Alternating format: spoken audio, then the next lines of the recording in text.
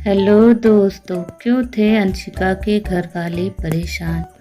बेटे को हॉस्पिटल में इतना परेशान देखकर माधवी का कलेजा मुंह को आ गया।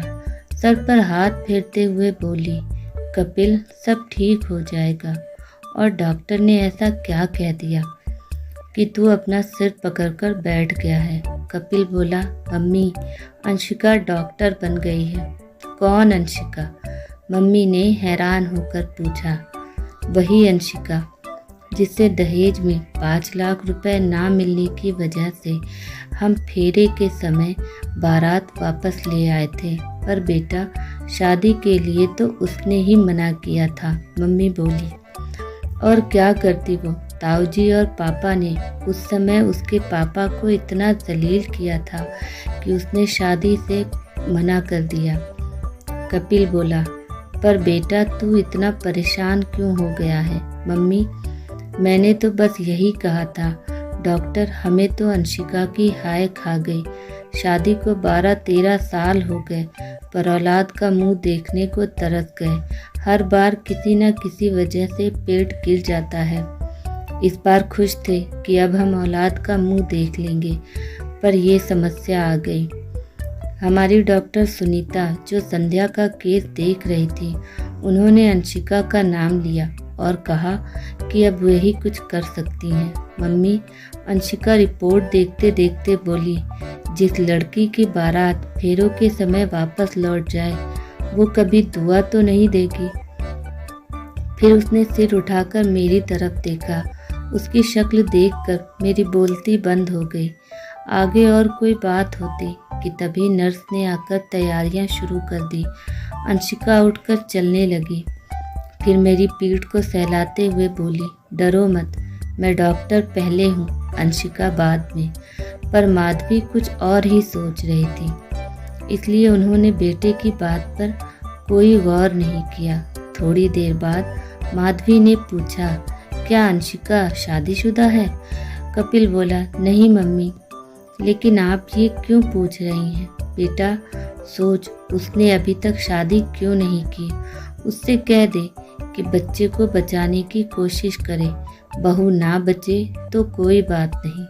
कपिल चीखा, आप कितनी बेरहम हैं। मैं वही गलती दोबारा नहीं करूँगा।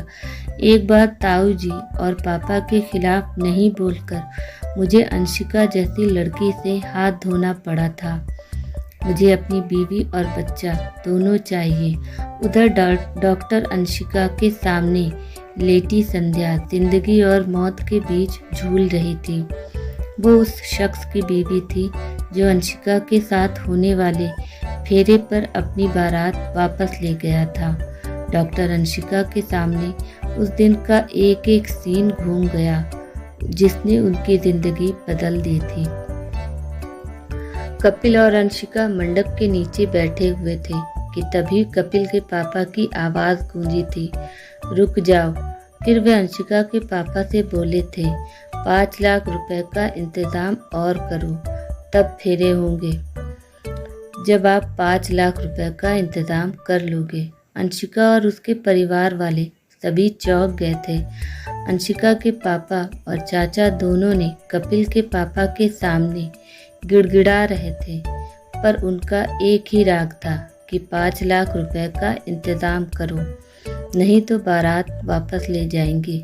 इसी बीच कपिल के ताऊ जी बोले थे, अरे समधी जी, आपके लिए गर्व की बात होनी चाहिए कि आपकी 12वीं पास लड़की को सरकारी नौकरी वाला लड़का मिल रहा है, ऊपर से ये सांवली भी है। आप 5 लाख रुपए का इंतज़ाम कर लें, फिर सारी कमियां छिप जाएंगी।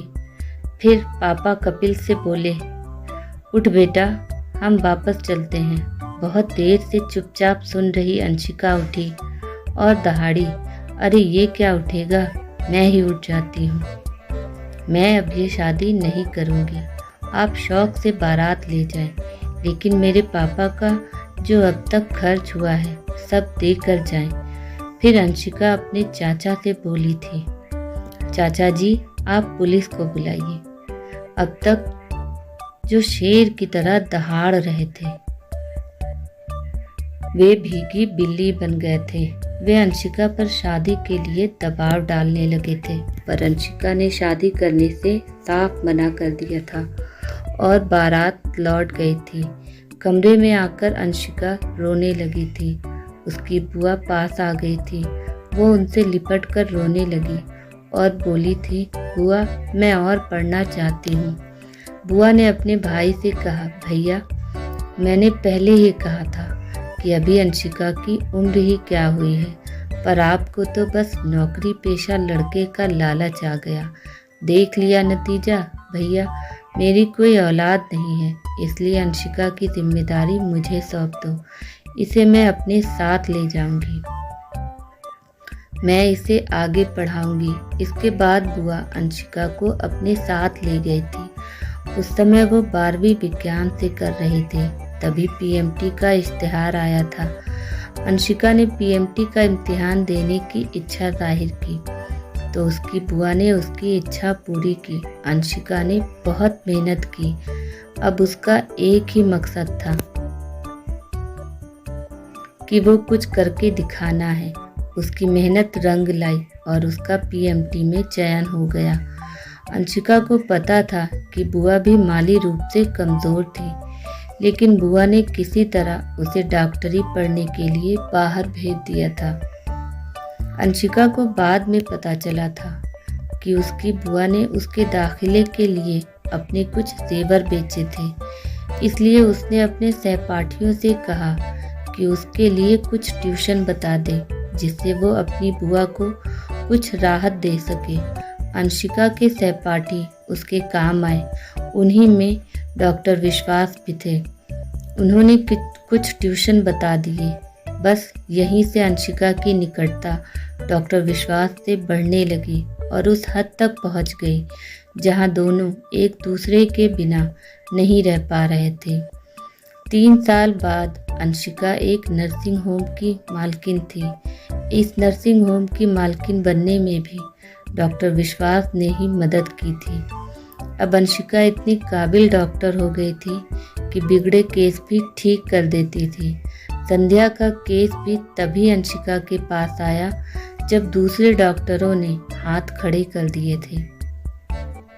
डॉक्टर अंशिका के लिए ये सबसे मुश्किल केस था, क्योंकि अगर वो अपने काम में नाकाम हुई तो लोग यही कहेंगे कि अंशिका ने अपना बदला ले लिया, उसका कैरियर भी चौपट हो जाएगा।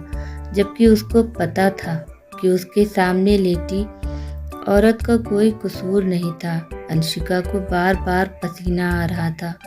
उसकी ऐसी हालत देखकर नर्स बोली, डॉक्टर क्या हुआ, आप अपने आप को संभालो। अंशिका बोली, डॉक्टर विश्वास को फ़ोन लगाओ। थोड़ी देर बाद जब नर्स ने कहा कि डॉक्टर विश्वास कुछ ही देर में पहुंचने वाले हैं, तब जैसे अंशिका को हिम्मत मिली। अब उसके लिए संध्या एक आम मरीज थी। 2 घंटे बाद जब बच्चे के रोने की आवाज़ गूंजी, तब सब खुशी से उछल पड़े। बाकी काम अपने सहायकों पर छोड़कर डॉक्टर अंशिका डॉक्टर विश्वास के साथ बाहर निकल गई। संध्या 5 दिन अस्पताल में रही। कपिल और अंशिका की मुलाकात नहीं हुई, या कपिल ही खुद अंशिका से कन्नी काट लेता था। महीने बीत गए थे। अंशिका अस्पताल जाने की तैयारी कर रही थी कि तभी एक आवाज़ ने उसे चौंकाया। उसने आवाज़ की तरफ पलटकर देखा और बोली, अरे संध्या जी, आप। अपने बच्चे को डॉक्टर अंशिका की गोद में सौंपते हुए संध्या बोली, मुझे सब पता चल गया है जो इन्होंने आपके साथ किया था। मैं तो अब सब भूल गई हूँ, क्योंकि मैं अब जिस मुकाम पर खड़ी हूँ, तब मैं सोचती हूँ कि अगर उस समय मेरी शादी हो गई होती तब मैं इस मुकाम पर नहीं पहुँच पाती। पर इन्होंने जो किया वो गलत किया। हाँ, मुझे भी उस समय बुरा लगा था कि कपिल ने अपने पापा का विरोध नहीं किया था। तब मुझे लगा कि अगर मेरी शादी कपिल के साथ हो जाती तो हो सकता है कि बाद में मैं दहेज ही मेरी मौत की वजह बन जाए। इसीलिए मैंने शादी के लिए मना कर दिया। फिर अंशिका ने संध्या से पूछा, क्या अब भी कपिल ऐसे ही है? नहीं, अब वे बदल गए हैं। मुझे आपके अस्पताल की नर्स ने बताया कि उस दिन भी इनकी मम्मी ने दबाव डाला था कि डॉक्टर से कह दें कि अगर बचाने की बात हो तो बहू को नहीं बल्कि बच्चे को बचा लें।